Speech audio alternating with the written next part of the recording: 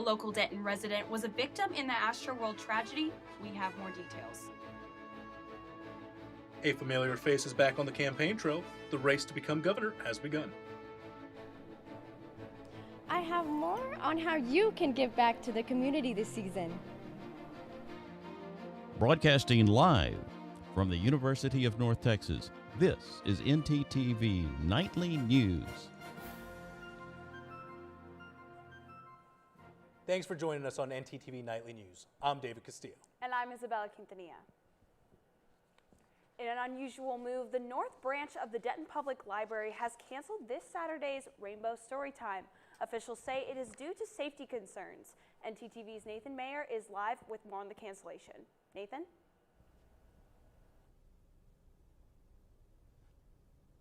Thanks, Isabella. The library has decided to cancel this Saturday's event due to complaints about the 3 books scheduled to be read.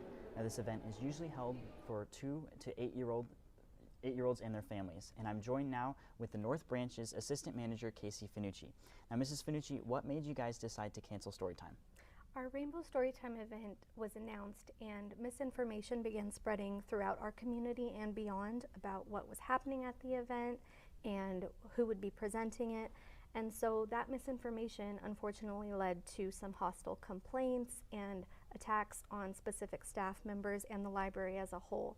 So in the interest of everyone's safety, we decided to cancel this particular event and reschedule it in the future because our #1 concern is keeping everybody at the library safe. And so what is your next step?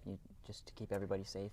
Yeah, well, the library plans about 300 events each quarter. So our city of Denton, one of their #1 values is inclusion.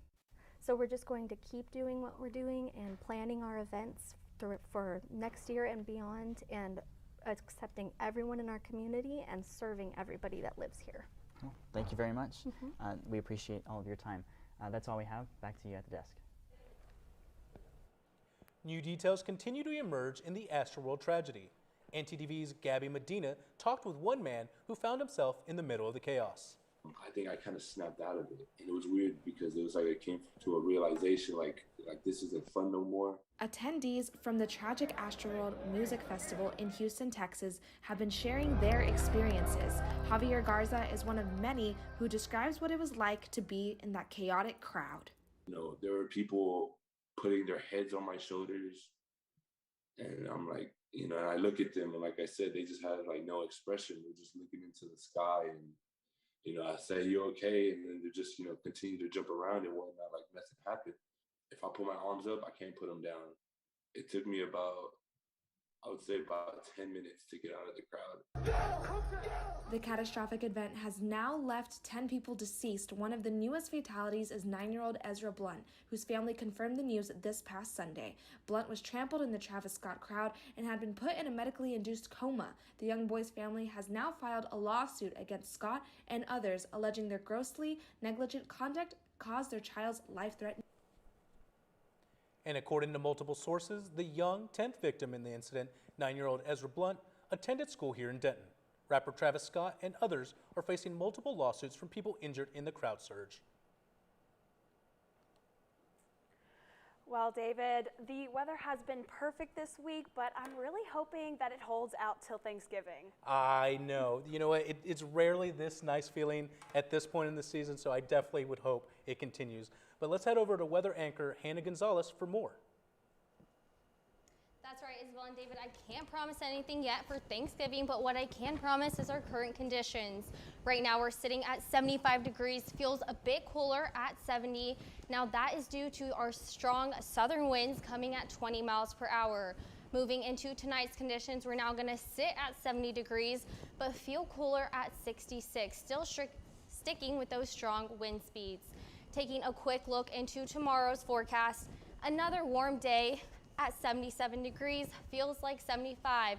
Now I'm going to break down the 7-day forecast later on in the show, so make sure you stay tuned. But for now, David, back to you. Thanks, Hannah. Following the Astroworld aftermath, Nike is now postponing a sneaker collaboration with Travis Scott.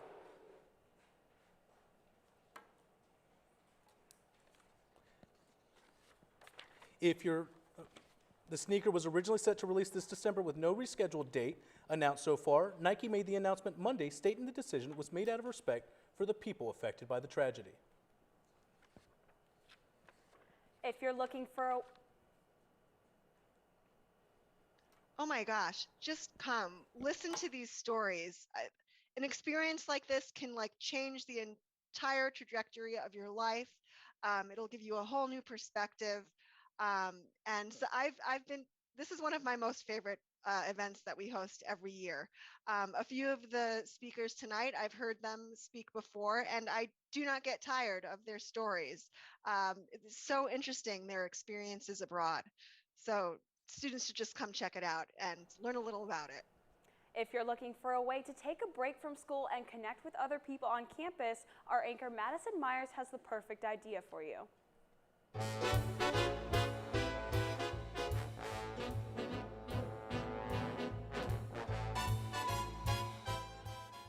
That's right, Isabella. The University Program Council is dedicated to connecting people on campus by participating in fun and relaxing activities. With finals around the corner, this is the perfect way to wind down and have a little fun.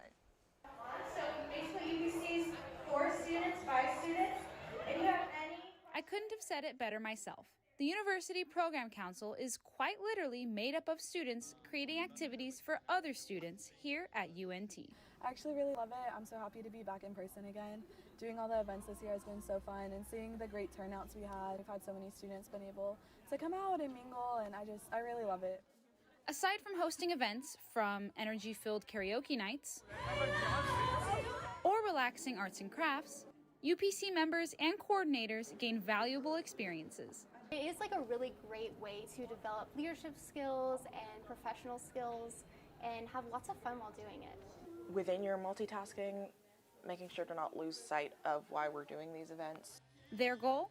To entertain, inform, and provide for the student body. It's really about human connection, and I think that's what we bring above all. We kind of just facilitate the settings and means to help connect people, to make people feel seen because of the specific themes of events we put on, to help them explore their own creativity at some of our events, to just be entertained, to get a break from the chaos of our daily lives. I'm Gabby Cardin for North Texas Television. For more information on UPC and upcoming events, make sure you check out their website and social media. A new pill that can help protect you from COVID-19. We'll have the details. And it's the holiday season here in Denton. We have more on how you can help support our community. Stay with us.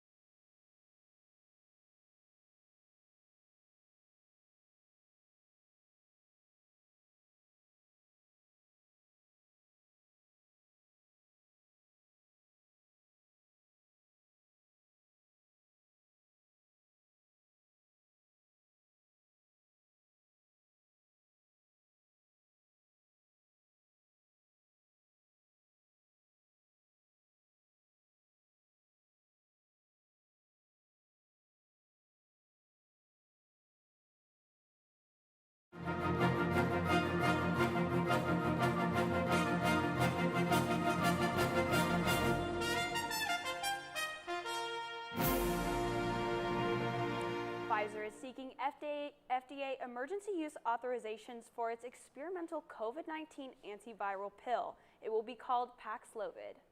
In a clinical trial, the new pill showed a significant amount of success with 89% reduction in hospitalization risks, as well as a decrease in patient deaths with mild to moderate symptoms of coronavirus. Although there are a few things to consider. These are results from an interim analysis completed before the clinical trial was expected to end. And in order for the pill to be effective, it has to be administered beside an older antiviral within the first 3 days of COVID symptoms. How about a helping of Texas politics with your Thanksgiving dinner? The race for the governor's job in Austin is underway. The first Democrat to announce his run for governor is well-known figure in Texas, Beto O'Rourke. He made the announcement late yesterday and began campaigning right away in San Antonio as he was taking part in a thank you event for essential workers. O'Rourke is taking on Greg Abbott, who is running for his third consecutive term. However, Abbott may have some competition with his own party. Several well-known Republicans have already announced they intended to take on Abbott in the primary. Well, David, it's going to be an intense race for the governor.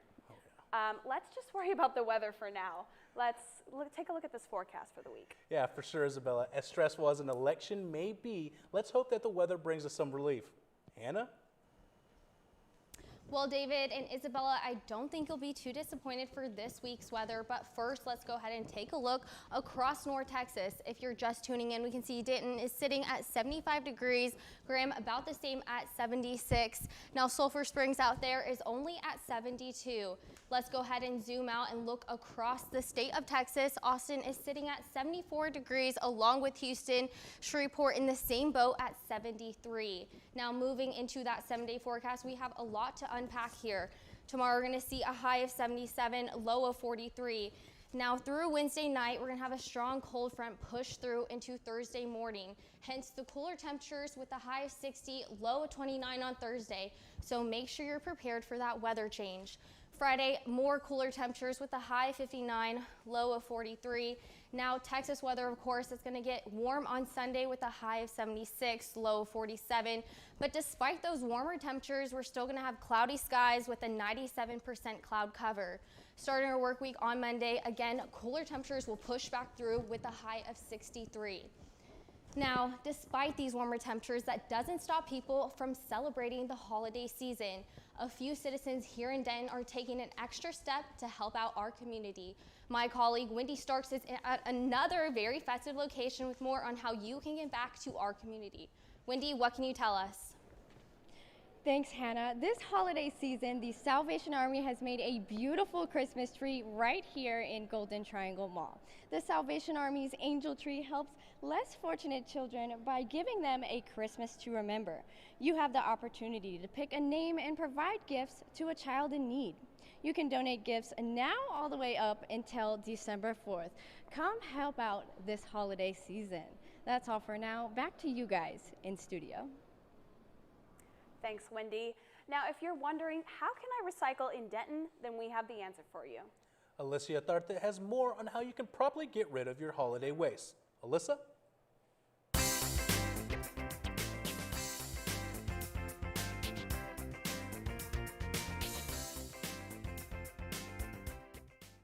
The holidays are just around the corner, and what should you do with all of that leftover gift wrap?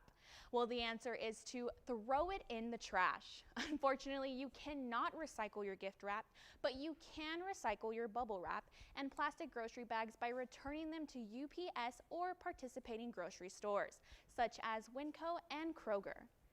You can properly dispose of plastic, glass, cardboard boxes, paper, metal, and electronics by dropping off your items at the City of Denton Recycle Centers, located at North Lake Park and located at City Landfill on Mayhill Road.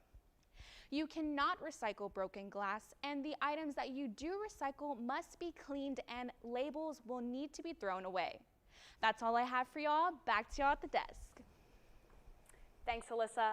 Looking for a fun activity to do in the Dallas area? We got details on the North Texas exhibit that will captivate you. And ever heard of the Itsy Bitsy Spider? We've got a story for you. Stay with us.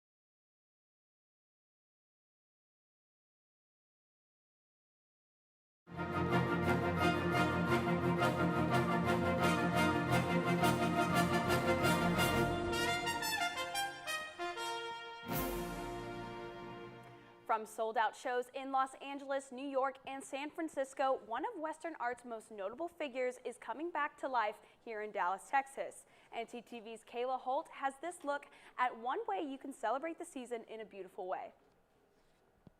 The artist Vincent van Gogh, or more commonly known as Van Gogh, created many of the world's most recognized paintings. Recently, his artwork has been reimagined, taking form of a more dynamic display.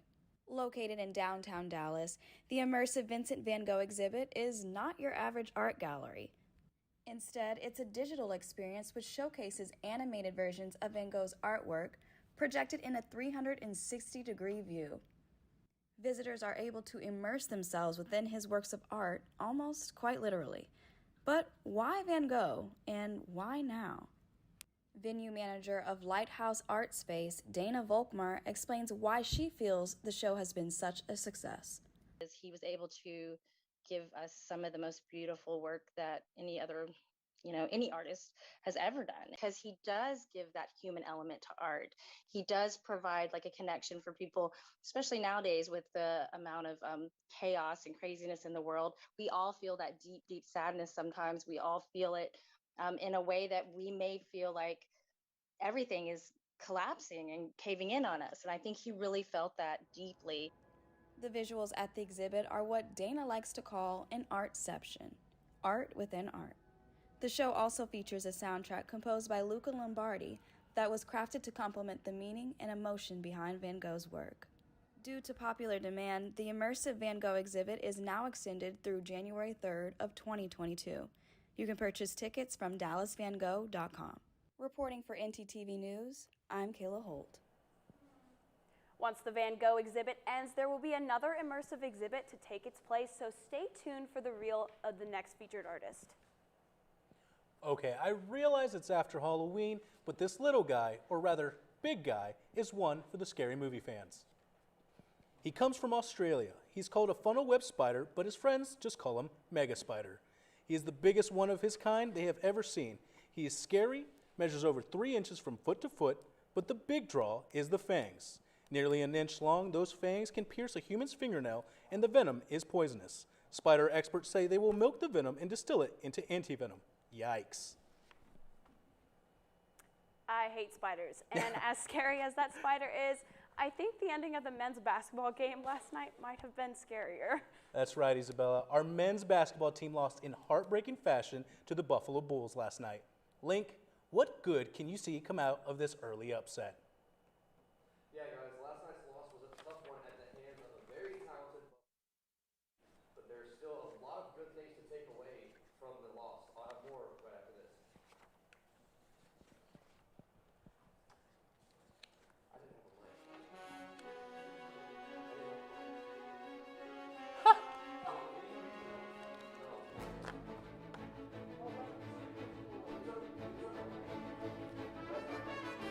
Who's got a mic that you can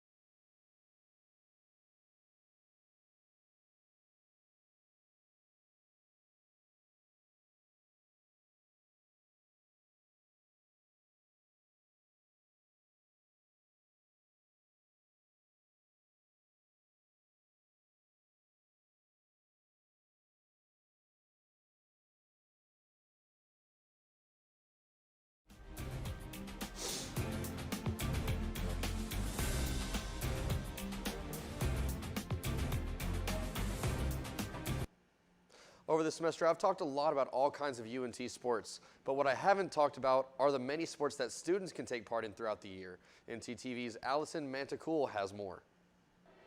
Need to find a way to get active and take a break from the books? Intramural sports are back up and running after a long hiatus due to COVID, and students are eager to participate. We've seen a lot of that response from all of our early sports like softball and kind of getting people back into the flow of things. And a 3-on-3 basketball tournament was held last Thursday night at the Physical Education Building. So it's a great way to kind of get a more of an organized basketball feel, more than just pick up basketball at the rec, and give them an opportunity to compete against each other. Students come together to not only shoot hoops, but to socialize as well. The point of intramurals is to have fun. Doesn't matter if you're the best in the world or you're just there to have fun. Like, if you're not good, it's okay. Like, it's just something to do with friends that we can go out and make more friends in a professional setting, doing something we already love. Not to worry if you miss this semester's events. You still have spring semester to sign up. Where we started off with 5-on-5 basketball being played, that's usually one of our biggest sports, and then moving into our entire spring semester calendar. To sign up, you need to create an account with your school email or UNT ID number at imleagues.com.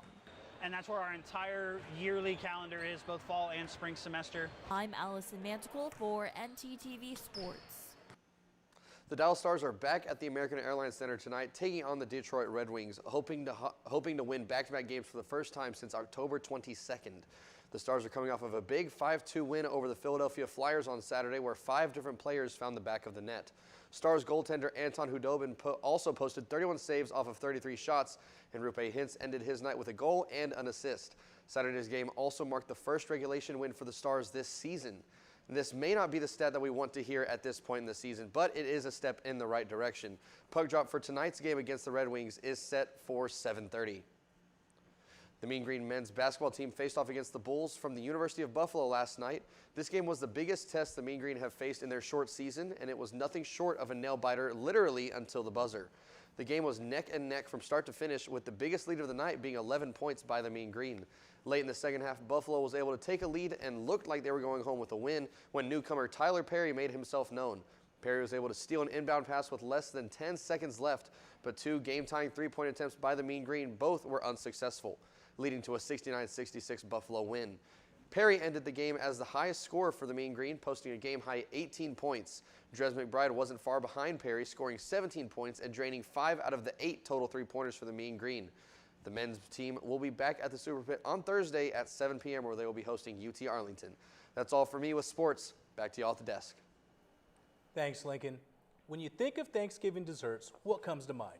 Pumpkin pie, pecan pie, apple pie? Well, Reese's is making their way into the mix, one 9-inch Reese's peanut butter cup at a time. But there is a hitch. First, take a look at this hunk of chocolate. The 3-pound, $45 pie is the newest dessert on the shelves. Or so it was on the shelves. That's right, they're completely sold out. 3,000 pies sold out in just hours of the announcement. At this point, there are no more Reese's pies to be manufactured this holiday season. Certain these pies will appear in the upcoming future, but you just might have to camp outside the night before to buy them. Thanks for watching ntTV Nightly News. I'm Isabella Quintanilla.